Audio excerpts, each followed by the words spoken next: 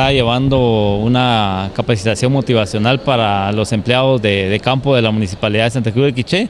Creemos que es conveniente tener un acercamiento con ellos, tener este tipo de actividades, tomando en cuenta de que ellos son parte importante y fundamental en el quehacer del desarrollo del municipio, y por esa razón que se tomó la decisión de poder tener esta actividad el día de hoy. Se van a tomar en cuenta al 100% de empleados municipales y se inició prácticamente con el personal de campo.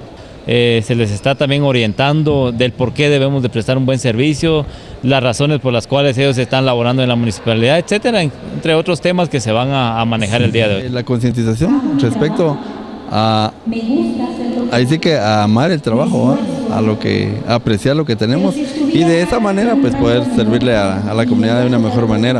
Venimos a trabajar un taller acerca de crecimiento personal con ellos. Y abordamos temas de autoestima, comunicación y sobre todo trabajo. El valor del trabajo es lo que venimos a apoyarlos.